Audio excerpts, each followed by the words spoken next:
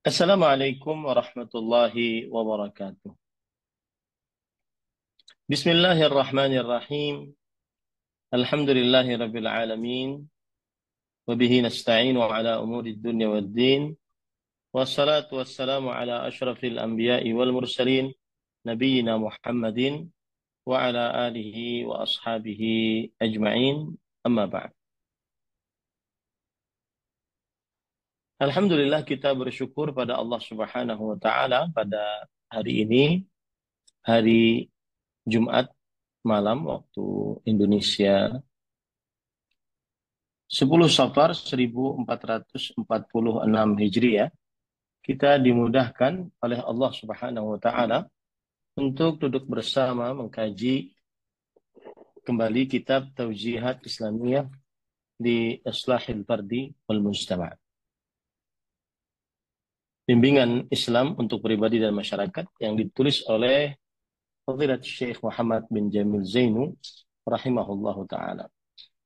Salawat dan salam semoga selalu Allah berikan kepada Nabi kita Muhammad sallallahu alaihi wa ala alihi wasallam, pada keluarga beliau, para sahabat, serta orang-orang yang mengikuti beliau sampai hari kiamat kelak. Dengan nama-nama Allah yang husna dan sifat-sifat yang mulia, kita berdoa, Allahumma inna nas'aluka ilman nafi'an wa rizqan tayyiban wa amalan mutaqabbala. Allahumma amin. Ahibati fillah, afanillah wa iyyakum kaum muslimin yang saya cintai karena Allah, jamaah Majelis Taklim Bumiku Mengaji yang semoga selalu diberkahi oleh Allah Subhanahu wa taala. Pada kesempatan kali ini kita membahas bab yang baru, yaitu penulis rahimahullahu taala berkata, da'watur rasuli wa jihaduhu sallallahu alaihi wasallam, yang artinya adalah dakwah dan jihad Rasulullah sallallahu alaihi wasallam. Dakwah artinya adalah ajakan. Ajakan Rasul sallallahu alaihi wasallam. Jihad artinya adalah memerangi Rasulullah sallallahu alaihi wasallam melakukan peperangan. Baik, kita baca apa yang disebutkan oleh penulis. Penulis berkata, arsalallahu rasulahu Muhammadan sallallahu alaihi wasallam rahmatan lil alamin. Yang artinya Allah Subhanahu wa taala mengutus rasulnya Nabi Muhammad sallallahu alaihi wasallam sebagai rahmat bagi alam semesta. Apa makna bahwa Rasulullah sallallahu alaihi wasallam diutus sebagai rahmatan lil alamin? Para ikhwah yang dirahmati oleh Allah Subhanahu wa taala, maksudnya adalah ketika Allah Subhanahu wa taala berfirman di dalam Al-Qur'an pada surat Al-Anbiya ayat 107, "Wa ma arsalnaka illa rahmatan lil alamin." Dan tidaklah kami utus engkau melainkan sebagai rahmat bagi alam semesta. Kira-kira apa arti dari bahwa Rasulullah Sallallahu Alaihi Wasallam diutus sebagai rahmat bagi alam semesta? Kita baca tafsir Imam Ibnu Katsir rahimahullahu taala. Yukhbiru ta'ala anna Allah ja'ala Muhammadan sallallahu alaihi wasallam rahmatan lil alamin, ay arsalahu rahmatan lahum kullahum. فمن قبل هذه الرحمة وشكر هذه النعمة والسعد في الدنيا والآخرة ومن ردها وجحدها خسر في الدنيا والآخرة. Allah Subhanahu wa taala mengabarkan bahwa Allah Subhanahu wa taala menjadikan Nabi Muhammad sallallahu alaihi wasallam sebagai rahmat bagi alam semesta. Yang dimaksud rahmat bagi alam semesta adalah Allah Subhanahu wa taala mengutus Nabi Muhammad SAW sebagai rahmat bagi seluruh manusia. Maka siapa yang menerima rahmat ini dan bersyukur atas nikmat ini, dia akan bahagia di dunia dan di akhirat. Dan siapa yang menolaknya dan mengingkarinya, maka dia akan merugi di dunia dan di akhirat. Dan ayat ini, surat Al-Anbiya ayat 107, sama dengan hadis Rasul Shallallahu Alaihi Wasallam riwayat Imam Muslim, yaitu Rasulullah Shallallahu Alaihi Wasallam ditanya, ya Rasulullah, ud'u alal musyrikin. Wahai Rasulullah Shallallahu Alaihi Wasallam, berdoalah untuk keburukan orang-orang musyrik. Kata Rasulullah Shallallahu Alaihi Wasallam, inni lam ub'ats la'anan wa inna bu'itsu rahmah. Sesungguhnya aku tidak diutus dalam keadaan suka melaknat. Sesungguhnya aku diutus sebagai rahmat. Dan di dalam hadis yang lain yang diriwayatkan oleh Abdullah bin Abi Awanah, bahwa Rasul sallallahu alaihi wasallam bersabda, "Innama ana rahmat muhdad."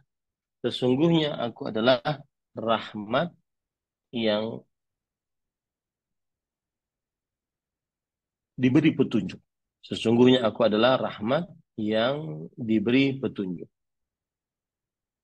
Nah, jadi itu makna dari rahmatan lil alamin. Bahwa Rasulullah SAW diutus ke umat manusia, bahkan bangsa jin, sebagai rahmat bagi mereka. Siapa yang menerima nikmat dan rahmat tersebut dan bersyukur atasnya, maka dia akan bahagia dunia akhirat. Dan siapa yang menolak, maka dia akan sengsara dunia akhirat. Nah, kemudian penulis mengatakan, فَدَعَ الْعَرَبَ وَالنَّاسَ جَمِيعًا إِلَى مَا فِيهِ صَلَاحُهُمْ إِلَى مَا فِيهِ صَلَاحَهُمْ وَسَعَادَتُهُمْ فِي الدُّنْيَا وَالْآخِرَةِ. Yang artinya, maka Rasulullah Sallallahu Alaihi Wasallam mendakwahi, mengajak orang-orang Arab dan seluruh manusia kepada setiap hal yang menjadi penyebab terciptanya kebaikan dan kebahagiaan mereka di dunia dan di akhirat. Dakwahnya para Rasul alaihi wassalatu wassalam adalah mengajak kepada kebaikan. Yaitu seluruh yang diajarkan oleh Rasul sallallahu alaihi wasallam mengajak kepada kebaikan. Seluruhnya, tidak ada yang tersisa.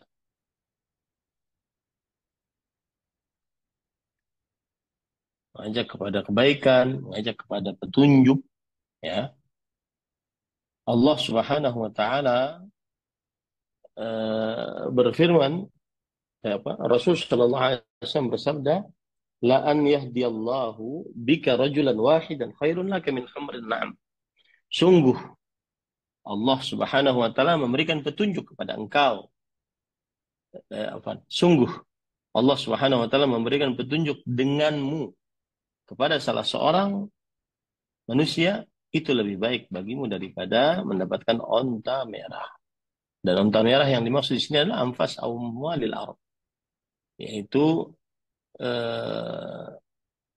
harta yang paling berharga bagi seorang muslim.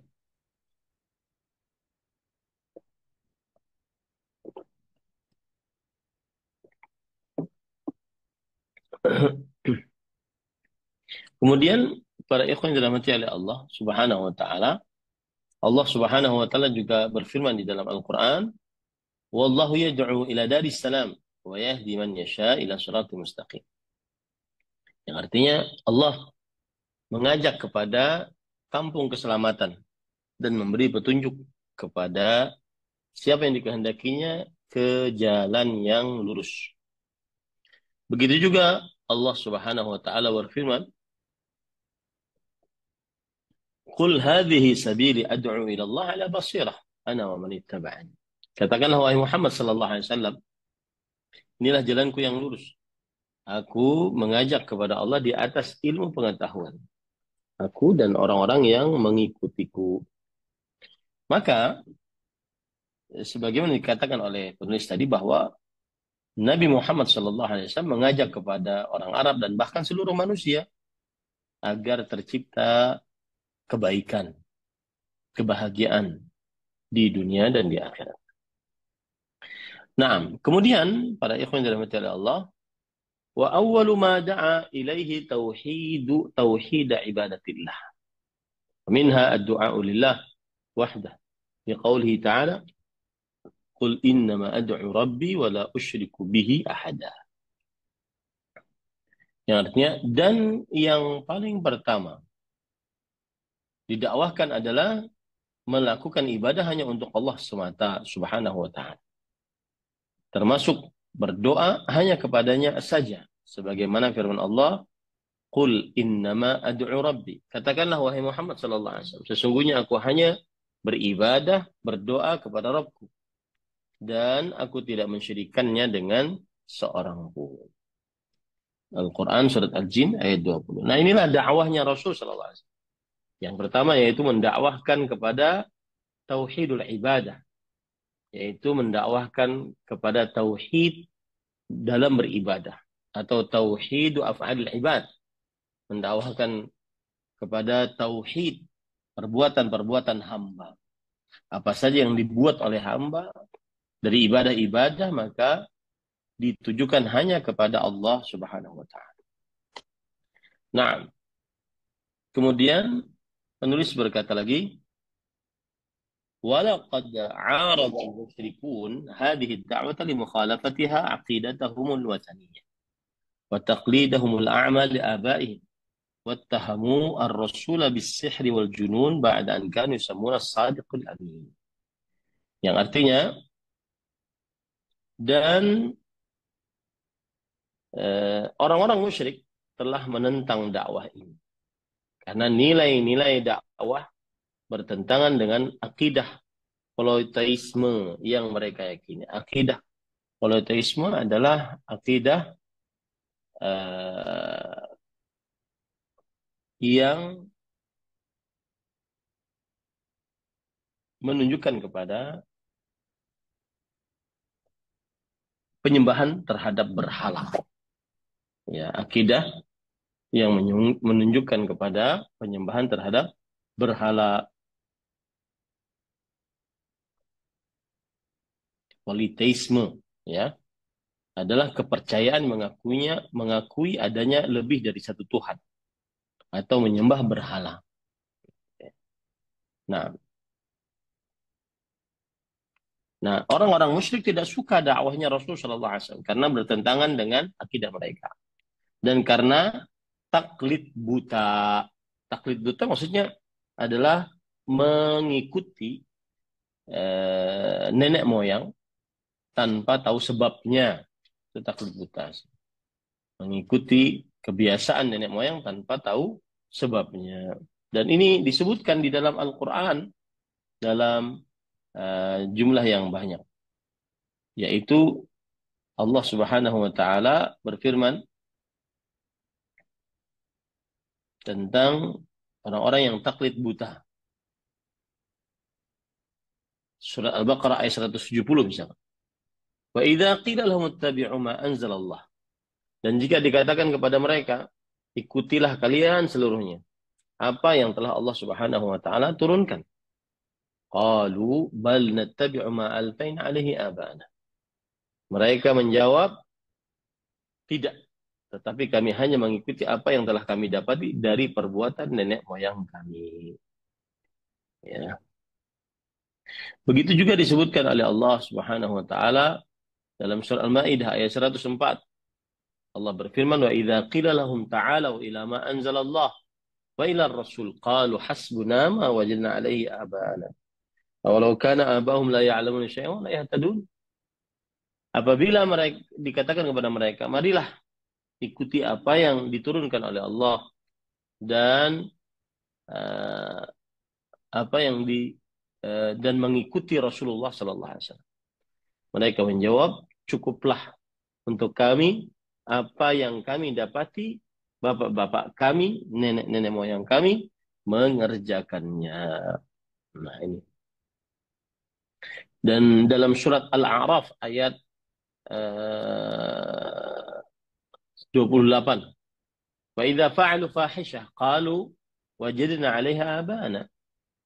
Dan jika mereka melakukan perbuatan keji zina, kemudian apa namanya eh, LGBT, lesbian, homoseksual, mereka mengatakan wajadna 'alaiha abana. Kami mendapati nenek moyang kami mengerjakan demikian. Wallahu amarana biha. Dan Allah menyuruh kami untuk mengerjakannya. Nah, ini termasuk daripada kebiasaan kaum jahiliyah. Dan Rasulullah Shallallahu Alaihi Wasallam mendakwahkan yang bertentangan dengan nenek moyang mereka. Makanya orang-orang musyrik, orang-orang kafir menentang dakwah Nabi Muhammad Shallallahu Alaihi Wasallam, yaitu melakukan ibadah hanya kepada Allah Subhanahu wa Ta'ala.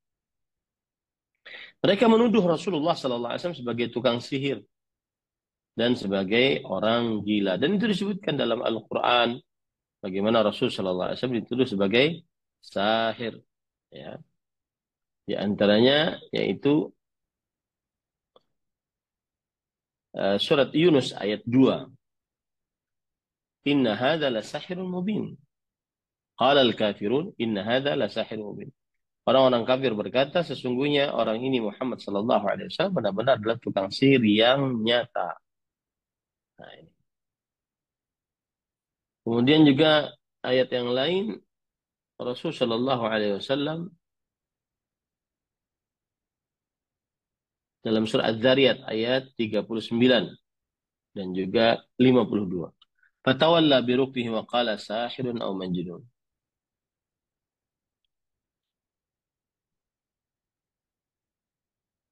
Begitu juga dalam surat ayat 52, surat Az-Zariyat.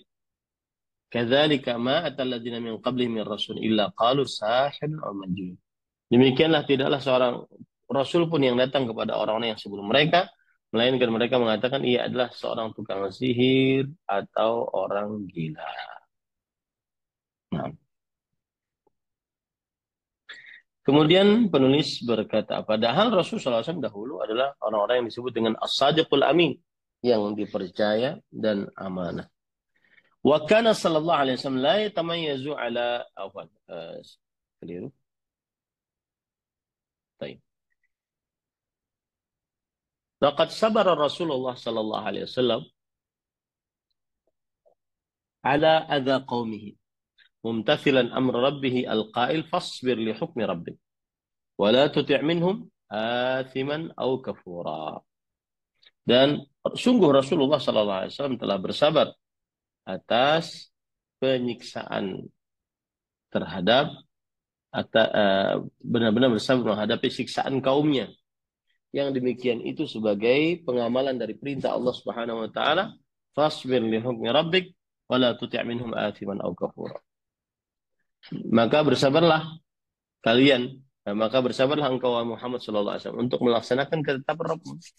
Dan janganlah kalian ikuti orang yang berdosa dan orang yang kafir di antara mereka. Ini menunjukkan bahwa termasuk daripada metode dakwah Rasulullah SAW adalah bersabar menghadapi siksaan orang-orang kaum Nabi Muhammad SAW dan para sahabatnya. Nah, kemudian penulis berkata, wa baqiya 13 'aman fi Makkah yad'u ila tauhid wa yatahammal ma'a atba'ihi al-'adzab. Dan beliau tinggal selama 13 tahun di kota Mekah, mengajak kepada tauhid dan merasakan bersama para pengikutnya siksa. Merasakan bersama para pengikutnya siksa. Thumma hajara ma'a ashabihi ila al-Madinah liyuqim al-mujtama' al-islami al-jadid 'ala al-'adli wal mahabbah wal musawah. وقد أيده الله بمعجزات أهمها القرآن الكريم الداعي إلى التوحيد والعلم والجهاد ومكارم الأخلاق. Yang artinya kemudian Nabi Muhammad SAW berhijrah bersama para sahabatnya ke kota Madinah agar tegak ke apa namanya, kemasyarakatan Islami yang baru, yang di atas keadilan, rasa cinta dan persamaan. Dan Allah Subhanahu wa taala menguatkan Nabi Muhammad SAW dengan mukjizat-mukjizat. Yang paling pentingnya adalah Al-Quran Al-Karim, yang mengajak kepada tauhid, kepada ilmu, kepada jihad, dan kepada akhlak yang mulia. Nah, dan para ikhwan yang dirahmati oleh Allah Subhanahu wa taala, Al-Quran adalah afdal mu'jizat bagi Nabi Muhammad sallallahu alaihi wa ala alihi wasallam. Pertanyaannya, mengapa Al-Quran adalah afdal mu'jizat? Para ikhwan yang dirahmati oleh Allah Subhanahu wa taala, karena mu'jizat Al-Quran khalidah khulud ad-dahr. Mu'jizat Al-Quranul Karim, dia senantiasa diam, ya, maksudnya kekal sepanjang masa. Baqiyah bi baqa an-nas hatta yarithallahu al-ardha man 'alayha. Dan dia tetap bagaimana manusia tetap sampai Allah Subhanahu wa taala memberikan eh, mengambil dunia, itu membangkitkan kiamat, ya, membangkitkan kiamat. Kemudian para ikhwan dirahmati oleh Allah, Al-Quran adalah mukjizat paling afdal. Al-Quran adalah mukjizat paling afdal dari mukjizat-mukjizat Rasulullah Sallallahu Alaihi Wasallam.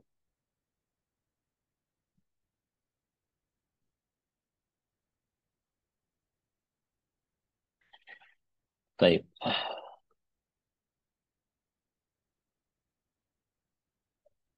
Kenapa Al-Quran adalah mukjizat yang paling besar yang dimiliki oleh Rasulullah Sallallahu Alaihi Wasallam? Dikarenakan Al-Quran adalah kalamullah, yang mana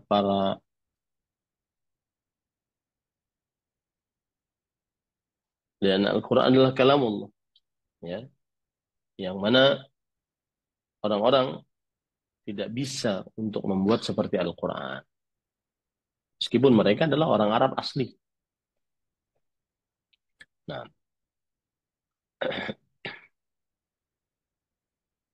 kemudian setelah itu para ikhwan dirahmati oleh Allah Subhanahu wa taala, katibu sallallahu alaihi wasallam kataba sallallahu alaihi wasallam mulukal ardi yad'uhum ila al-Islam qailan li Hiraql aslim taslam yu'tikallahu ajraka marratain. Rasulullah sallallahu alaihi wasallam menulis surat kepada raja-raja di atas muka bumi ini, mengajak mereka untuk masuk dalam agama Islam. Contoh misalkan Rasul sallallahu alaihi wasallam berkata kepada Heraklius, aslim, maksudnya masuklah engkau ke dalam agama Islam, maka niscaya engkau akan uh, selamat. Allah akan memberikan ganjaranmu 2 kali. Nah,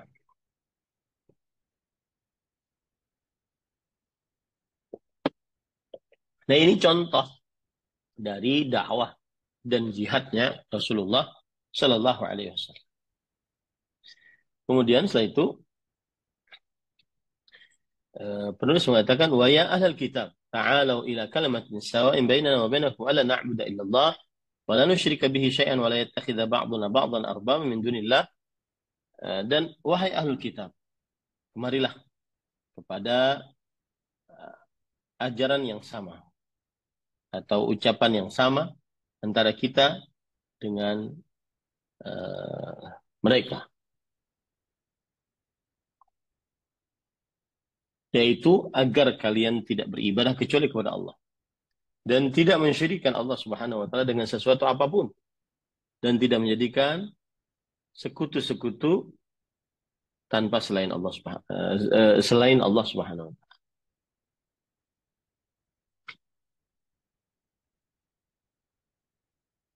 Kemudian pada ikhwan yang dirahmati oleh Allah, kita tidak diperbolehkan dalam agama Islam mentaati seorang pun di dalam apa saja yang telah diadakan berupa tahrim, tahlil, pengharaman dan penghalalan. Haraba Rasul sallallahu alaihi wasallam al-musyrikin wal yahud wa intasara alaihim. Rasulullah sallallahu alaihi wasallam memerangi kaum musyrikin dari kaum Yahudi dan menang atas mereka. Wa ghaza bi nafsihi 20 ghazwah takriban. Dan Nabi Muhammad sallallahu alaihi wasallam berperang dengan sendirinya selama 20 tahun kira-kira. Wa arsala 'asharatis saraya min ashabi lil jihad wa da'wah ila Islam وتحرير الشعوب من الظلم والابتعاد وكان يعلمهم أن يبدأوا بالتوحيد. Kemudian pada ikhwan yang dirahmati oleh Allah Subhanahu wa taala, Rasulullah SAW mengutus puluhan pasukan saraya dari para sahabatnya. Pasukan saraya maksudnya adalah pasukan yang diutus oleh Rasulullah SAW dan tidak mengikuti apa namanya yang ada di kota Madinah. Itu Rasulullah SAW mengutus para pasukan saraya dari para sahabatnya untuk berjihad dan mendakwahkan keislaman. Nah,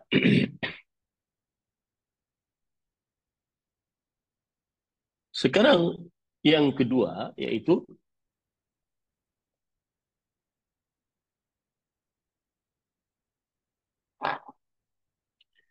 hubbur rasuli wa tiba'uhu sallallahu alaihi wasallam. Pasal atau bab yang selanjutnya adalah kecintaan terhadap Rasulullah SAW dan mengikutinya sallallahu alaihi wasallam. Allah Subhanahu wa taala berfirman di dalam surah Ali Imran, qala Allah taala, katakanlah Allah Subhanahu wa taala berfirman, "Qul in kuntum tuhibbunallah." Katakanlah, "In kuntum tuhibbunallah fattabi'uni yuhibbukumullah wa yaghfir lakum dzunubakum wallahu ghafurur rahim." Katakanlah wahai Muhammad, jika kalian mencintai Allah, maka ikutilah aku. Niscaya Allah Subhanahu wa taala akan mencintai kalian dan mengampuni dosa kalian. Dan Allah Maha Pengampun dan Maha Penyayang. Surat Ali Imran. Nah, ini berarti bab baru ya. Jadi tadi ringkasannya dakwah Rasul sallallahu alaihi wasallam adalah dakwah tauhid, mengajak manusia untuk beribadah hanya kepada Allah Subhanahu wa taala. Dan Nabi Muhammad sallallahu alaihi wasallam juga berjihad, yaitu didakwahi dahulu, kalau menolak maka dijihad. Karena tujuan dari dakwah Rasul sallallahu alaihi wasallam adalah mengajak manusia pada jalan yang benar. Nah, itu tadi bab da'watul Rasul wa jihaduhu sallallahu alaihi wasallam. Sekarang hubbur Rasul sallallahu alaihi wasallam tiba'ah. Mencintai Rasulullah SAW dan memutaba'ah, mengikuti Nabi Muhammad sallallahu alaihi wasallam. Para ikhwan yang dirahmati oleh Allah, cinta itu adalah perkara hati. Dan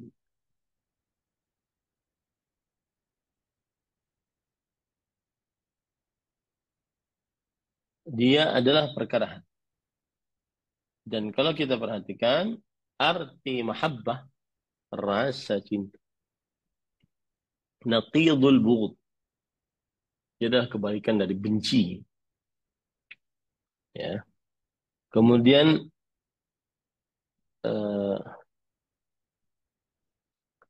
rasa cinta secara istilah al-mail ila syai'is sar, yang artinya condong kepada sesuatu yang menggembirakan.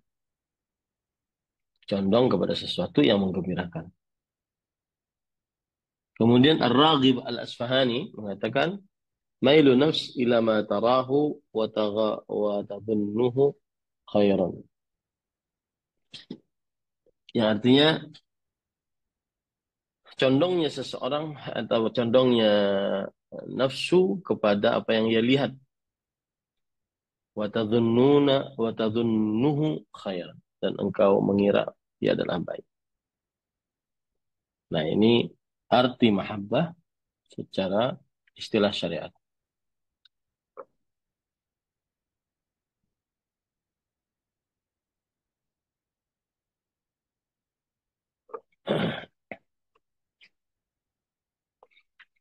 Taib. Qala Allah Ta'ala, Allah Subhanahu wa taala berfirman, "Qul in kuntum tuhibbunallah." Katakanlah wahai Muhammad sallallahu alaihi wasallam, jika kalian mencintai Allah Subhanahu wa taala, fattabi'uni, maka ikutilah aku.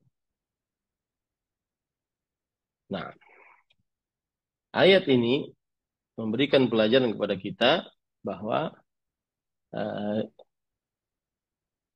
bukti benar-benar cinta kepada Allah Subhanahu wa taala yaitu mengikuti Rasulullah sallallahu alaihi wasallam. Makanya siapa? Imam Ibnu Katsir rahimahullah taala ketika menyempatkan mengomentari ayat ini, maka beliau mengatakan, hadhil ayat al-karimah hakimatun ala kulli man da'a ma'habbatallah. Ayat yang mulia ini sebagai pemutus keputusan atas setiap yang mengaku cinta kepada Allah Subhanahu wa taala. Wa laisa huwa 'ala tariqatil Muhammadiyah. Dan padahal dia tidak di atas jalannya Nabi Muhammad sallallahu alaihi wasallam. Fa innahu kadzibun fi da'wah fi nafsil amr. Nah, sesungguhnya itu adalah dusta pada saat yang bersamaan ketika ia mengaku hatta yattabi asyara al-Muhammadi, sampai ia mengikuti syariat Nabi Muhammad sallallahu alaihi wasallam, wa dinan nabawi, dan ajaran kenabian, fi jami' anwa'ihi wa ahwalihi, fi jami' aqwalihi wa ahwalihi, ya, dalam seluruh ucapan dan keadaannya. Kama sabata fi sahihi an Rasulullah SAW annahu qala, sebagaimana disebutkan dalam kitab as-sahih bahwa Rasulullah SAW bersabda, "Man 'amila 'amalan laisa 'alaihi amruna fa huwa radd." Barang siapa yang beramal yang tidak ada contohnya dari kami, maka amalannya tersebut tertolak. Nah, kemudian Imam Ibnu Katsir mengatakan, "Laisa asy-sya'n an tuhib, walakin innama asy-sya'nu an tuhab." Yang artinya bukanlah keadaan itu yang engkau sukai, akan tapi keadaan sebaliknya yang engkau tidak sukai. Al-Hasan Al-Basri berkata pada ayat ini, "Za'ama qaumun annahum yuhibbuna Allah fabtalahum Allah bihadhil ayat." Yang artinya orang-orang mengaku bahwa mereka cinta kepada Allah Subhanahu wa taala. Lalu Allah Subhanahu wa taala uji mereka dengan ayat ini. Ya. Qul in kuntum tuhibbunallah fattabi'uni yuhibbukumullah. Katakanlah wahai Muhammad sallallahu alaihi wasallam, jika kalian mencintai Allah maka ikutilah aku. Nah,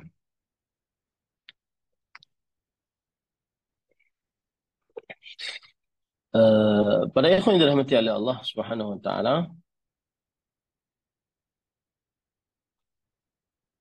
itulah penjelasan tadi. Qul in kuntum tuhibbunallah fattabi'uni. Nah, kemudian penulis membawakan dalil. Sebelumnya, dalil yang dibawakan di sini surat Al-Imran ayat 33 atau 32. Beliau eh, ayat ini sebenarnya adalah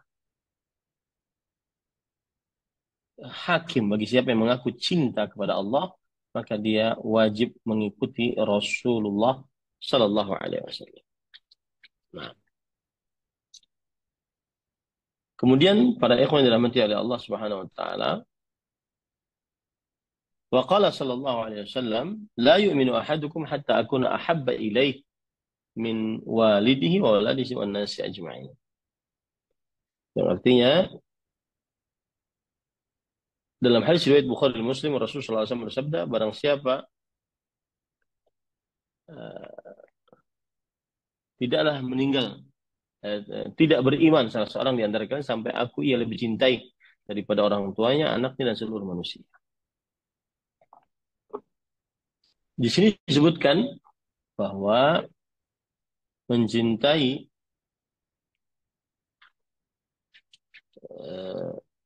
orang tua, anak, dan seluruh manusia itu lebih rendah daripada mencintai Nabi Muhammad SAW. Nah, laqad ijtama'a li Rasulillah sallallahu alaihi wasallam karimal akhlaq wa syaja'ah wal karam faman ra'ahu bi badihi faman ra'ahu badihatan habahu wa man khalatahu ma'rifatan ahabbahu wa laqad ballagha ar-rasul sallallahu alaihi wasallam ar-risalah wa nadaha al-ummah wa jama'a al-kalimah wa fataha ma'a sahabatihi al-qulub bi tauhidihim kama fatahul bilad bijihadin liyukhriju an-nas min ibadatil ibad ila ibadati rabbil ibad. Rasul sallallahu alaihi wasallam di dalam diri beliau terdapat akhlak-akhlak yang mulia, pemberani, pemurah, dan barang siapa yang melihat Rasul sallallahu alaihi wasallam dengan jelas maka ia akan eh, apa mengakui kewibawaannya, ya. Man khalatahu, barang siapa yang berkumpul dengan Rasulullah SAW, ma'rifata ahabbahu, maka dia akan mencintai Rasulullah SAW. Dan Rasulullah SAW sudah menyampaikan risalah, memberikan nasihat kepada umat, mengumpulkan persatuan kaum muslimin zamannya, dan Rasulullah SAW membuka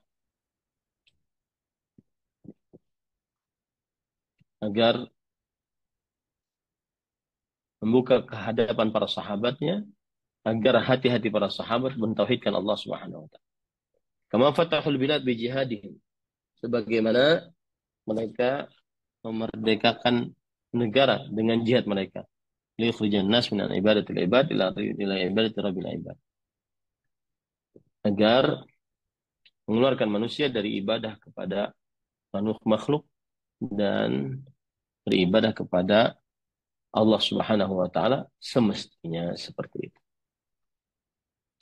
Baik. Waqad awsalu ilaina hadha ad-din kamilan khalian min al-bid'ah wal khurafat la yahtaju ila ziyadah wa nuqsan. Dan setelah sampai kepada kita agama ini sempurna, tanpa kekurangan, tanpa bid'ah, tanpa khurafat yang tidak diperlukan untuk penambahan dan kekurangan.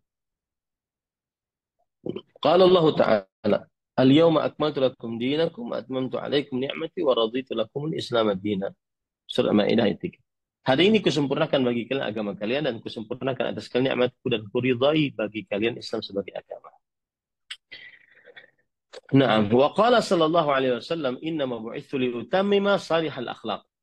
Dan Rasulullah SAW bersabda, sesungguhnya aku diutus untuk menyempurnakan akhlak yang baik. Seperti misalkan akhlak-akhlak yang baik yaitu tidak menyerupakan laki-laki tidak menyerupakan diri dengan perempuan dan sebaliknya. Nah, wa hadhihi akhlaqu rasulikum fatamassaku biha litakunu muhibbin as-sadiqin. Inilah akhlak-akhlak Rasul kalian. Maka berpegang teguhlah dengannya dan agar kalian selalu mencintai dan jujur dalam kecintaannya. Karena Rasul sallallahu alaihi wasallam bersabda, laqad kana lakum fi Rasulillah uswatun hasanah. Sungguh telah nampak bagi kalian dalam Rasul sallallahu alaihi wasallam suri tauladan yang baik. Wa'lamu anna al-hubba as-sadiqa wa lillahi wa rasulihi yatatallabu al-amal bi kitabillah. Dan ketahuilah bahwa kecintaan yang jujur kepada Allah dan Rasulnya itu mengkonsekuensikan beramal, mengamalkan Al-Quran, hadits Rasulillah sallallahu alaihi wasallam as-sahih, dan hadis dari Rasul sallallahu alaihi wasallam yang sahih. Wal ihtikam ilaihima wa mahabbatit tauhid alladhi da'a ilaih, dan bersandar kepada keduanya dan kecintaan kepada tauhid yang diajarkan oleh Rasul sallallahu alaihi wasallam. Wa tatbiquhu wa 'adamu taqdimi hukmin aw qawli ahadin alaihima, dan pelaksanaannya, dan tidak mendahulukan hukum atau ucapan seorang pun atas keduanya, itu atas Al-Quran dan Sunnah Rasul Sallallahu Alaihi Wasallam. Qala Allah Ta'ala, ya ayyuhalladzina amanu, la tuqaddimu baina yaday Allah wa rasulih, wattaqullaha innallaha samii'un alim. Wahai orang beriman, janganlah kalian mendahului depan Allah dan Rasulnya, dan bertakwalah kepada Allah, sesungguhnya Allah Maha mendengar, Maha mengetahui. Surah Al-Ahzab. Wa min alamati hubbihi sallallahu alaihi wasallam hubbut tauhid alladhi da'a ilaihi wa tatbiqihi wa hubbu man yad'u ilaihi min ad-du'at. Termasuk tanda cinta Rasulullah SAW adalah kecintaan beliau kepada tauhid yang beliau ajarkan.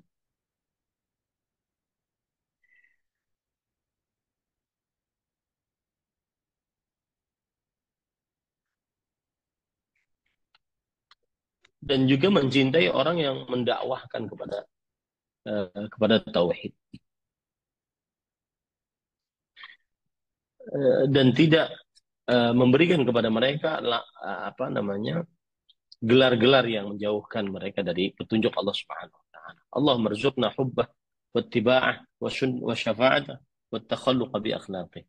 Ya Allah, berikanlah kami rezeki kecintaan kepadanya, kemudian mengikutinya, dapatkan syafaat darinya, yaitu dengan cara berakhlak dengan akhlak Rasulullah sallallahu alaihi wa ala alihi wasallam. Kira-kira itu dulu ya kajian kali ini. Semoga yang disampaikan bermanfaat. Silahkan jika ada yang ingin ditanyakan.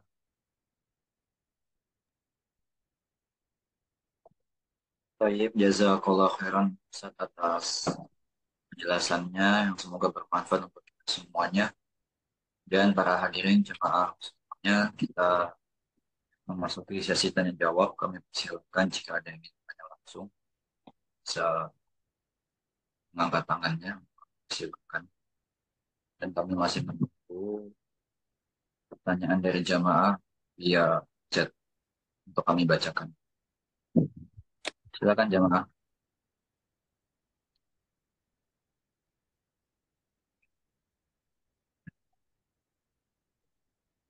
Ya, ada dari Bapak Abiyah. Ya, silakan Bapak untuk bertanya kepada Ustaz. Assalamualaikum warahmatullahi wabarakatuh. Waalaikumsalam warahmatullahi wabarakatuh. Ustaz, saya kan ada sebuah hadis ya, man ra'a minkum munkaran falyughayyirhu biyadihi fa illam yastati fabilisani fa illam yastati fabiqalbihi wa dzalika adaful iman, itu kan. Itu berarti orang yang yang biqalbihi itu maksudnya maksudnya dalam hadis ini bagaimana? Apa dia diem aja, atau misalnya dia melihat kemungkaran karena dia nggak berani, apa dia tahu itu kemungkaran tapi dia ngejauhin gitu. Itu maksudnya bagaimana itu, Ustaz? Kasus dalam kasus di hadis ini. Iya, mengingkari dengan hati itu. Ya, Bapak sudah jawab sendiri jawaban. Jadi yang dimaksud dengan fabi qalbihi wa dzalika adhaful iman,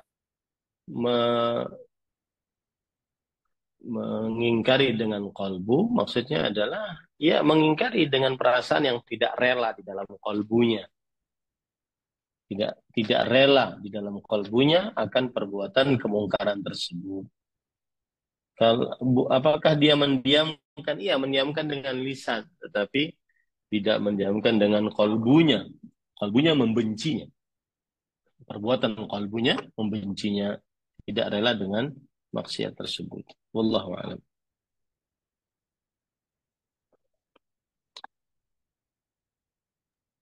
Baik, kami lanjutkan kepada penanya berikutnya. Jazakallah khairan Ustaz atas jawabannya. Pada ibu atau saudari ZA Putri, persilakan. Assalamualaikum warahmatullahi wabarakatuh, Ustadz. Waalaikumsalam Afwan, warahmatullahi wabarakatuh. Ana mau bertanya Ustadz, ini kalau di kampung orang tua Ana kajian sunnah di ya, Kajian sudah salah kenapa satu Ibu? organisasinya. Dan kemudian Ustadz, kalau kita merujuk kepada dakwahnya Rasulullah, Rasulullah itu kan berdakwah dengan lembut ya Ustadz, dan tidak ada pemaksaan dan ya Ustadz, maaf, Afwan. Silakan Ibu, silakan. Suaranya Iya, terputus-putus. Ustadz, Rasulullah itu kan berdakwah dengan lembut ya Ustadz ya.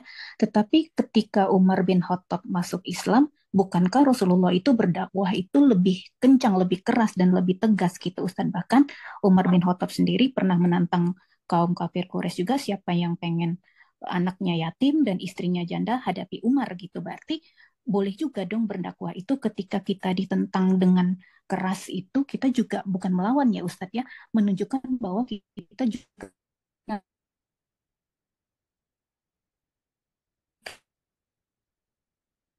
tolak kepada kejadian yang kita itu selalu mengalah gitu Ustaz ya. Dibubarkan juga kita diam, apa-apa juga kita diam, dan ketika kita kita disuruh mendoakan mereka supaya mereka mendapat hidayah. Bukankah kita juga boleh juga sedikit tegas gitu Ustadz sama mereka? Kalau enggak ya kita akan mengalami seperti ini lagi Ustadz, ditolak lagi yang seolah-olah mereka yang menentukan gitu Ustadz, mereka yang punya negara, padahal negara ini kan Indonesia Ustadz, semuanya berhak. Dan ada juga yang mengatakan mari kita tiru akhlak Rasulullah, bahwa ketika beliau ditolak dan diusir dalam dakwah, ada malaikat penjaga gunung yang menawarkan kepada Rasulullah, apakah gunung itu harus ditimpakan kepada mereka, dan Rasulullah menolak. Rasulullah berharap agar Allah menurunkan dari tulang sulbi mereka. Mohon penjelasan itu gimana maksudnya Ustadz? Syukran jazakillah khairan kasir Ustadz. Assalamualaikum warahmatullahi wabarakatuh. Bismillah, alhamdulillah, wassalatu wassalamu ala rasulillah wa ala alihi wa ashabihi wa man walah amma ba'd. Di sini harus diletakkan dulu asal hukum berdakwah. Yang pertama, asal hukum berdakwah adalah dengan santun, lembut, kemudian mengajak, tidak mengejek, kemudian memberikan informasi yang valid berdasarkan dari Al-Quran Hadis, membahas dengan secara ilmiah. Itu asal hukum berdakwah seperti qul hadhihi sabili ad'u ila Allah ala basirah. Katakanlah wahai Muhammad sallallahu alaihi wasallam, inilah jalanku yang lurus. Aku berhendak mengajak kepada Allah di atas basirah, di atas ilmu pengetahuan. Jadi dakwah itu asal hukumnya adalah dengan santun, dengan lembut. Rasulullah Shallallahu Alaihi Wasallam bersabda, Inna ma bu'ithu bil hanifiyati samha. Aku diutus dengan ajaran yang lurus, yaitu bertauhid dan mudah. Ya, mudah. Inna ma bu'ithu muyassirin, la mu'assirin. Sesungguhnya aku diutus untuk memberikan kemudahan, bukan untuk memberikan kesulitan. Dan la tunaffirin nas, janganlah kalian membuat manusia itu menjauh dari dakwah ini. Ini asal hukum berdakwah seperti itu. Nah, tetapi pada momennya diperlukan untuk keras di dalam, atau tegas lebih tepatnya di dalam dakwah. Seperti misalkan ada Abu Sufyan waktu itu, dan juga yang menghadapi Rasulullah SAW ketika Rasulullah SAW sudah terdesak di peperangan Uhud. Orang musyrik pada waktu itu mengatakan, Ali yaumun lana wa yaumun alaina. Yang artinya satu hari kami menang, satu hari kami kalah. Kemudian Rasulullah SAW juga orang tersebut juga mengatakan lana al-uzza wala uzza lakum. Jadi ketika dikatakan sekarang kami menang, kemarin kami kalah, Rasulullah Shallallahu Alaihi Wasallam diam saja. Tetapi ketika berkaitan dengan tauhid, lana al-uzza wala uzza lakum, yang artinya kami memiliki berhala Uzza dan tidak ada Uzza bagi kalian. Nah, ini berkaitan dengan akidah. Maka kemudian Rasulullah SAW mengatakan, ajibu, jawab mereka. Allahu maulana wala maula lakum. Allah Subhanahu wa taala adalah penolong kami dan kalian tidak memiliki penolong. Qatlana fil jannah wa qatlakum fil nar. Yang mati di tengah-tengah kami adalah di dalam surga, dan yang mati tengah-tengah kalian adalah di dalam neraka. Nah, di sini Rasulullah SAW menghadapinya dengan ketegasan, ya, dengan ketegasan. Nah, itu satu. Jadi asal hukumnya dakwah dengan lembut, santun, dan ilmiah. Tetapi pada suatu keadaan bisa saja dengan tegas, ya, dengan tegas. Nah, kemudian para ikhwan yang dirahmati oleh Allah Subhanahu wa taala,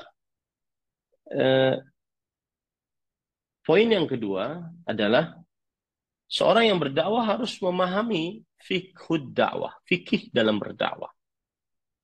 Kadang jangan sampai dakwah kita malah mendatangkan kemungkaran yang lebih besar. Mendatangkan kemungkaran yang lebih besar. Nah, salah satu jenis fikih berdakwah adalah melihat kepada sedikit dan banyaknya. Sedikit dan banyak. Ini salah satu fikih berdakwah. Bukan berarti sedikit itu salah, banyak itu benar. Tidak. Tapi melihat pada sedikit dan banyaknya. Seperti yang dilakukan oleh Rasulullah SAW saat periode Mekah. Selama 13 tahun. Allah Subhanahu wa taala tidak atau belum mengizinkan Rasulullah SAW untuk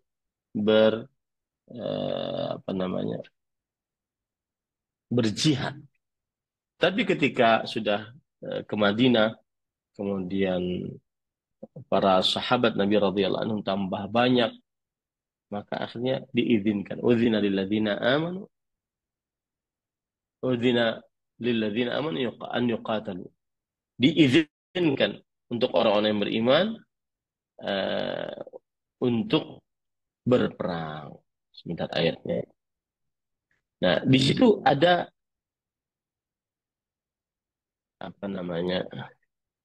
fikih dalam berdakwah, yaitu melihat kepada minimalitas, yang banyak, yang sedikit, yang sanggup, yang tidak sanggup. Nah, seperti itu. Udzina lilladzina amanu an yuqatilu. Bentar.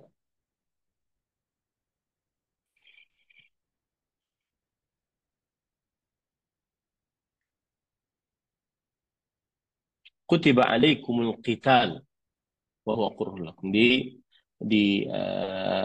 Wajibkan atas kalian berperang, dan itu adalah dibenci oleh kalian. Nah, itu jadi kadang kita boleh semangat untuk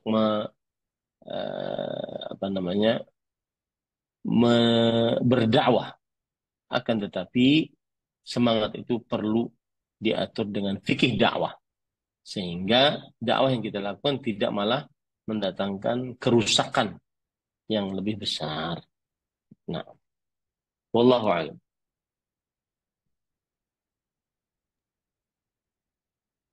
Baik, jazakallah khairan Ustaz atas jawabannya. Kita lanjut ke pertanyaan via kolom chat di sini. Ada pertanyaan dari Bapak. Anda mau tambah, Ustaz? Kemudian yang paling utama juga di dalam berdakwah adalah fondasi yang harus dipahami. Jadi terkadang orang menolak ajaran tauhid, ajaran sunnah, dikarenakan fondasinya yang tidak baik atau bahkan tidak ada pondasinya. Karena jarang sekali didakwahi tentang tauhid, kemudian didakwahi tentang sunnah, ya, jarang sekali didakwahi tentang makna syahadat la ilaha illallah, kemudian konsekuensinya, syarat-syaratnya, rukun-rukunnya, kemudian pembatal-pembatalnya. Akhirnya di tengah sebagian kaum muslimin benar-benar tidak memahami akan hal itu. Nah, akhirnya ketika diajak untuk bertauhid, untuk mengerjakan sunnah, merasa berat. Merasa itu bukan syariat Islam. Nah, ini lari lagi kepada ghuraba, yaitu the strangers yang asing gitu. Karena tadi tidak ada dasar atau belum ada dasar untuk mengerjakan sunnah, mengerjakan tauhid. Nah, oleh karena itu termasuk fikih dakwah juga adalah ibda fal aham al aham fal muhim. Dahulukan yang paling terpenting daripada yang penting. Dahulukan yang paling terpenting daripada yang penting. Seperti misalkan Rasulullah SAW ketika mengutus Mu'adz bin Jabal ke negeri Yaman, bahwa beliau berkata, innaka ta'ti qauman ahla kitab fad'uhum aw falyakun awwala ma tad'uhum ilaihi syahadatu an la ilaha illallah. Sesungguhnya engkau akan mendatangi ahlul kitab, maka yang paling pertama kali engkau dakwahkan adalah syahadat la ilaha illallah. Nah, ini salah satu fikih dalam berdakwah, yaitu mendakwahkan syahadat la ilaha illallah. Kalau sudah syahadat la ilaha illallah Muhammad Rasulullah, maka diwajibkan atasnya berpuasa, mendirikan sholat. Kemudian jika sudah mendirikan sholat, diwajibkan atasnya berpuasa pada bulan Ramadan dan seterusnya. Jadi dasar itu yang akan menumbuhkan amal dan akan menerima dakwah. Nah, itu cara berpikirnya. Nah, sedangkan orang-orang pergerakan enggak. Orang-orang pergerakan itu mereka mulainya dari atas, ambil kekuasaan dulu, baru turunkan syariat. Sedangkan di bawah ini, grassroots ini belum begitu kuat untuk lapang dada menerima syariat Allah Subhanahu wa taala. Akhirnya ada di sebuah negara muslim, ya, pemimpinnya hafid Quran, kemudian dari kelompok pergerakan Islam yang sangat semangat dengan menegakkan syariat Islam.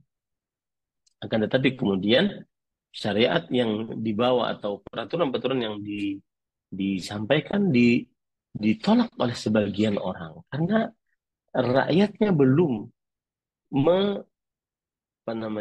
mempunyai dasar di dalam akidah, yaitu syahadat la ilaha illallah. Nah, wallahu a'lam. Ustaz, kita coba bacakan yang dari chat. Pertanyaan dari Bapak Bambang. Beliau mengatakan, Assalamualaikum warahmatullahi wabarakatuh. Izin bertanya, Ustaz, untuk Muslim yang ingin mulai belajar ilmu syar'i, kajian kitab apa yang pertama kali wajib dipelajari? Apakah usul salasah atau kitab tauhid atau kitab apa ya Ustaz? Mohon bimbingannya, jazakallahu khair. Bismillah, alhamdulillah, wassalatu wassalamu ala rasulillah wa ala alihi wa ashabihi wa man wala amma ba'd. Kalau seorang muslim ingin belajar agama Islam secara runut dan sistematis, maka yang harus dia lakukan adalah belajar rukun Islam. Dari mulai 2 kalimat syahadat, mendirikan sholat, berpuasa pada bulan Ramadan, membayar zakat, dan berhaji ke Baitullah. Itu dipelajari dengan rinci dan sistematis serta berdalil. Kemudian setelah itu baru naik kepada rukun iman. Apa yang dimaksud dengan beriman kepada Allah, apa dalil-dalilnya, dan apa konsekuensi-konsekuensinya. Apa kandungan-kandungan beriman kepada Allah SWT. Nah, itu disebutkan dengan dalil-dalil. kemudian beriman kepada para malaikat, kitab-kitabnya, para rasul, kemudian beriman kepada para beriman kepada hari kiamat, dan baik dan buruknya, takdir baik dan buruk. Baru setelah itu seseorang mempelajari yang dia perlukan di dalam hukum-hukum Islam. Seperti pedagang, belajar tentang hukum cara dagang, kemudian pegawai, belajar tentang bagaimana cara menjadi pegawai yang amanah, dan seterusnya. Ya. Nah, lalu setelah itu belajar tentang zikir-zikir yang sangat diperlukan dalam keseharian, dan juga doa-doa yang sangat diperlukan. Nah, itulah kalau seandainya dia ingin belajar agama Islam. Tapi kalau seandainya dia ingin belajar lebih mendalam lagi, maka dia bisa mempelajari pertama kali adalah al-usul ats-tsalatsah, 3 landasan pokok ajaran Islam. Siapa Rabbmu, apa agamamu, siapa Nabi. Yang kedua adalah al-qawaidul arba', 4 kaidah dalam memahami tauhid dan syirik. Kemudian yang ketiga adalah kitab tauhid. Dari kitab tauhid ini seseorang akan mengetahui tentang keutamaan tauhid, tentang keutamaan menjauhi kesyirikan, kemudian mengetahui pula tentang perbuatan-perbuatan syirik secara detail. Ya, itu dalam kitab tauhid. Lalu setelah itu naik lagi mempelajari al-aqidah al-wasithiyah. Ya, akidah wasithiyah ini ditulis oleh Syekhul Islam Ibnu Taimiyah, dan di dalamnya pelajaran tentang mengenal Allah Subhanahu wa taala. Lalu setelah itu berbicara tentang rukun iman setelah mengenal Allah Subhanahu wa taala, para malaikat, kitab-kitabnya, para rasul, hari akhir, dan kemudian qada dan qadar. Lalu di belakangnya berbicara tentang adab, kemudian akhlak-akhlak seorang muslim, dan keyakinan-keyakinan lain dari seorang muslim. Baru setelah akidah wasithiyah, maka seseorang mempelajari akidah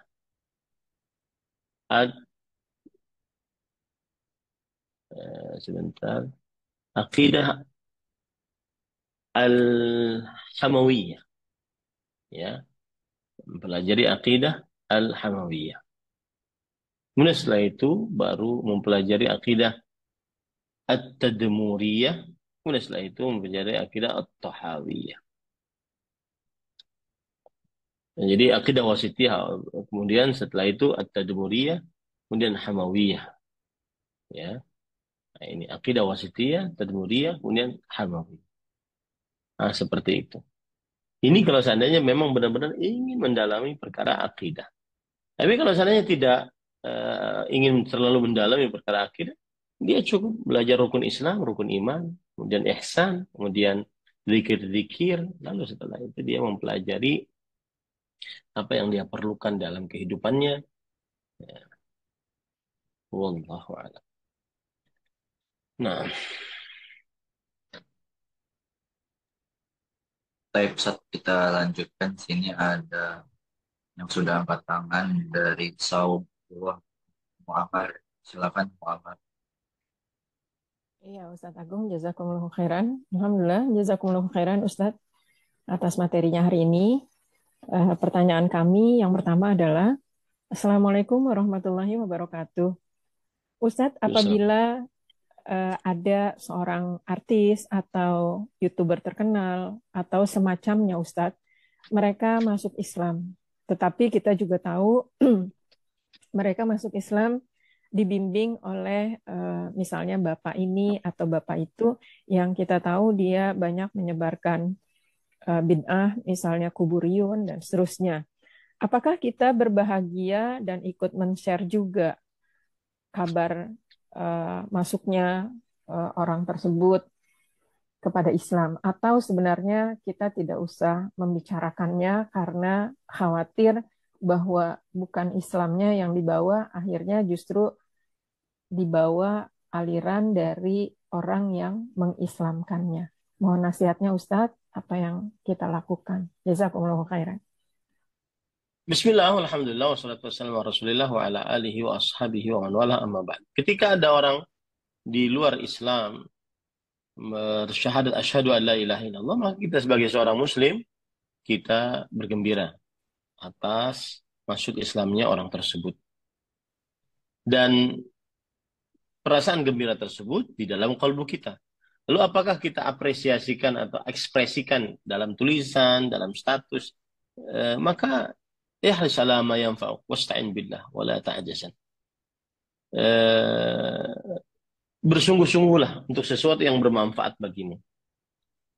Dan minta tolong kepada Allah Subhanahu wa taala dan janganlah engkau lemah. Apa yang bermanfaat maka kita ucapkan. Apa yang tidak bermanfaat maka kita tidak perlu untuk mengucapkan. Si fulan seorang public figure masuk ke dalam agama Islam, maka jika seseorang tersebut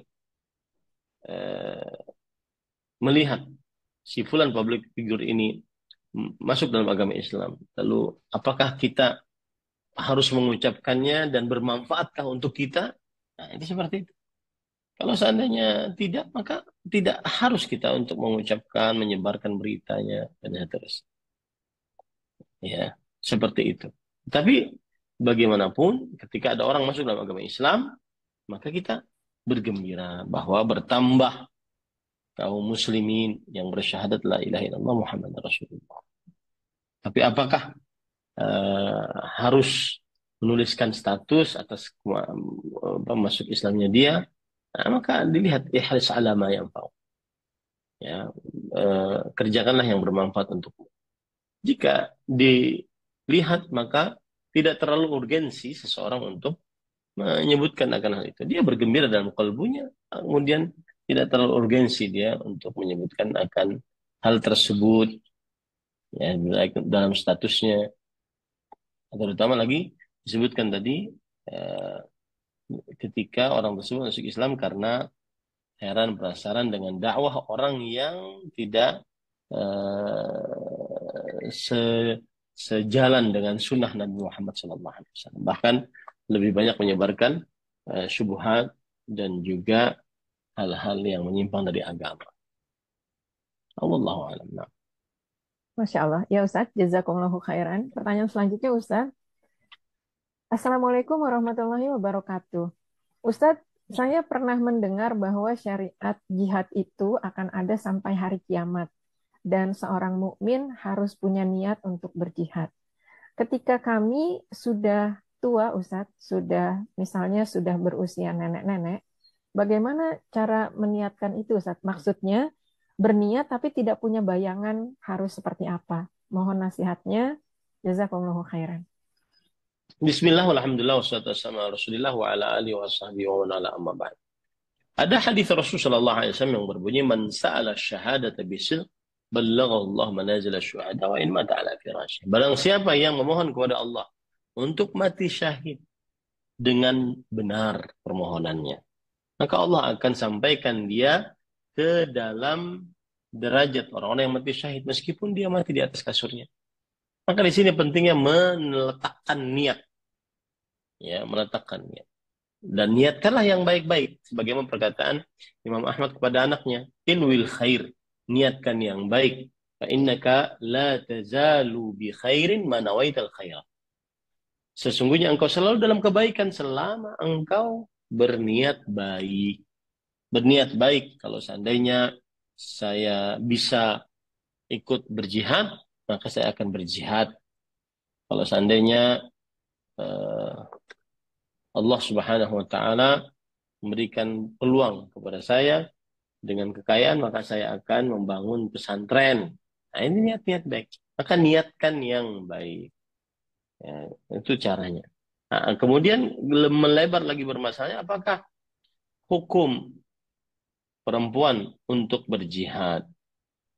Maka jawabannya pada ikhwan yang dirahmati oleh Allah Subhanahu wa taala, tidak wajib atas perempuan muslimah pada asal hukumnya berjihad. Akan tetapi para ulama bersepakat bahwa wajib perempuan berjihad saat dalam keadaan keterpaksaan. Seperti misalkan orang-orang kafir menyerang negara kaum muslimin. Ya, maka wajib pada saat itu dia berjihad untuk menjaga kehormatan kaum muslimin. Ya, wallahu a'lam. Iya, Ustadz. Masih boleh satu pertanyaan lagi, Ustadz? Silakan. Ya. Assalamualaikum warahmatullahi wabarakatuh. Ustadz, mohon nasihatnya. Apabila kami belum punya rumah, masih mengontrak, tetapi kami juga ingin naik haji. Kalau tabungannya masih terbatas, apa dahulu yang bisa kita lakukan, Ustadz? Kalau hajinya ini pinginnya yang bagus, maksudnya tidak menunggu sampai puluhan tahun karena usia, apakah bisa beli rumah dulu atau sebenarnya udah tidak apa-apa, kontrak dulu, yang penting haji dulu, walaupun akhirnya jadi mahal, Ustadz, karena tadi pilihannya supaya tidak mengantri lama. Mohon nasihatnya, Ustadz. Jazakumullahu khairan. Bismillah, alhamdulillah, wassalatu wassalamu ala rasulillah wa ala alihi wa ashabihi wa wala amma ba'd. Maka yang didahulukan adalah haji karena yang diwajibkan haji, sedangkan seseorang tidak diwajibkan untuk harus berumah. Rasulullah SAW bersabda, ya ayuhan nas, inna Allah farada alaikumul hajja fahujju. Wahai manusia, sesungguhnya Allah mewajibkan atas kalian berhaji, maka berhajilah. Dan al-wajib yu'malu 'alal fawr, sedangkan perkara yang wajib itu dikerjakan segera karena kita tidak tahu apa yang akan datang kepada kita dari nasib-nasib. Ya, Umar bin Khattab juga begitu. Hujju fa innakum la tadrun ma ya'ridu lakum. Berhajilah kalian, sesungguhnya kalian tidak mengetahui apa yang akan datang kepada kalian dari penghalang-penghalang. Sedangkan mempunyai rumah, maka tidak wajib untuk membeli rumah. Yang wajib itu adalah seorang suami menyediakan rumah untuk istrinya, baik itu dengan menyewa, menyewa ataupun yang selainnya. Ya, jadi dahulukan berhaji. Wallahu a'lam. Ya, Ustadz. Jazakumullahu khairan, Ustadz. Pertanyaannya selesai. Jazakumullah khair. Cukup, Ustaz? Jawaban. Kita cukupkan, Ustaz, atau masih bisa dilanjut? Cukup, Ustaz. Di sini sudah ada jam 21. Baik, kita cukupkan, Ustaz, ya. Maka kami mohon maaf pada para jemaah yang belum sempat kami silahkan. Ada atau berapa belum pertanyaan sih, Ustaz?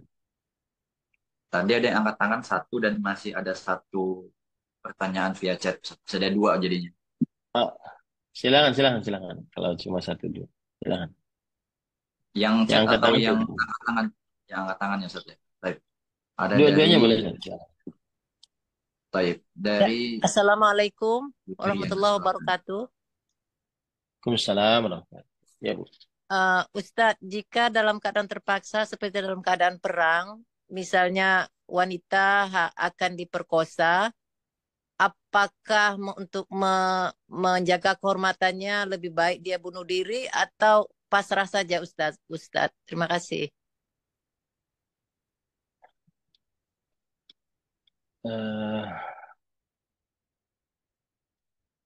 Saya tidak tahu, Ibu. Nanti kita akan lihat fatwa-fatwa para ulama. Saya tidak berani jawab, Ibu. Mungkin kita akan lihat fatwa-fatwa para ulama. Ingatkan saya nanti, Ustaz, kalau pada waktu pertanyaannya. Nah, wallahu. Terima kasih. Kalau begitu kita bacakan pertanyaan via chat, Ustaz, dari Saudara Aga dari Jepang. Bismillah, Ustaz, dalam dakwah ini tidak terlepas antara guru dan murid. Kemudian ada istilah gulu dan taklid. Maka pengertian di antara keduanya. Dan apa keburukan-keburukan dari gulu dan taklid. Jazakallahu khairan. Bismillah, walhamdulillah, wassalatu wassalamu ala rasulillah, wa ala alihi wa ashabihi wa man wala amma ba'd. Ahibati fillah, Afanillah wa iyyakum. Ghulu adalah menjawazatul had, melampaui batas di dalam peribadatan yang diibadahi atau ditaati.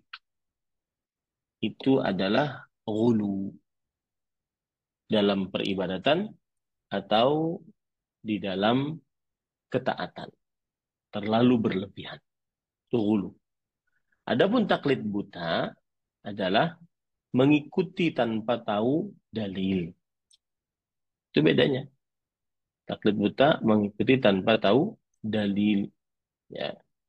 Ini para ikhwan dirahmati oleh Allah Subhanahu wa taala. Wallahu a'lam. Taib,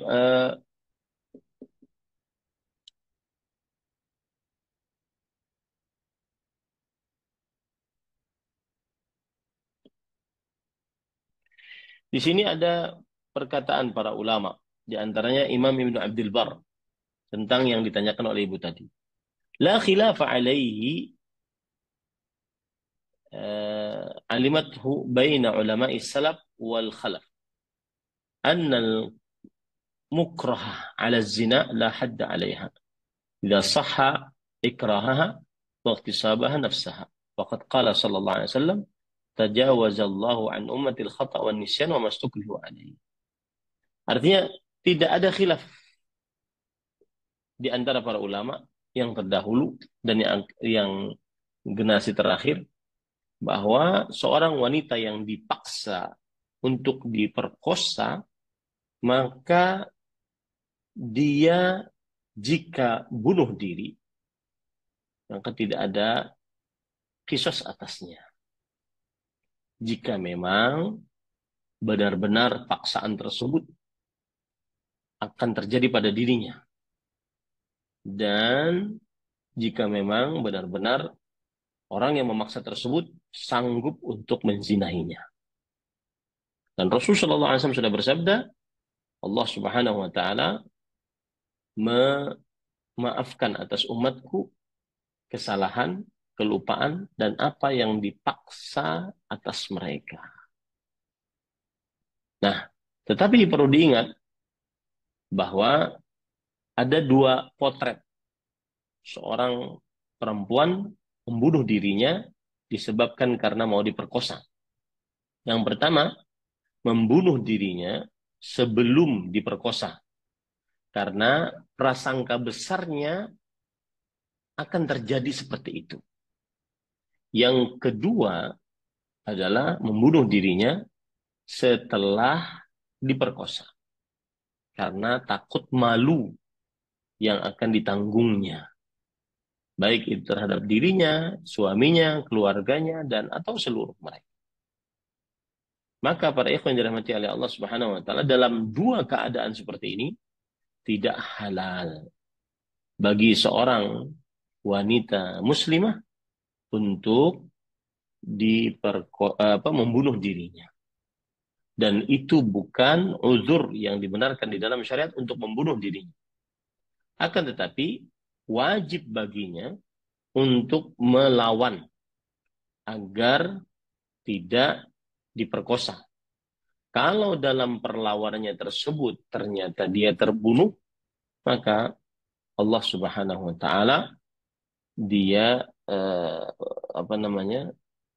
dia tidak berdosa atas terbunuh dirinya tersebut akibat dia mempertahankan dirinya. Jadi itu adalah fatwa dari beberapa ulama. Dan seperti yang saya singgung, nanti kita akan lihat lagi fatwa-fatwa yang lain. Semoga bisa lebih cerah lagi. Wallahu a'lam. Nah, Baik, Ustaz, jazakallah khairan atas jawabannya. Oleh karena itu, maka kita akhiri, Ustaz, teman pada malam hari ini. Semoga bermanfaat untuk semuanya. Kita amalkan dengan baik dalam kehidupan seharian kita. Dan semoga apa yang disampaikan oleh Ustaz bisa menjadi Ustaz dan menjadi pertimbangan kebaikan Ustaz di akhir kelak. Semoga kita dipermudah untuk jumpa lagi dalam kajian berikutnya. Wassalamualaikum warahmatullahi wabarakatuh.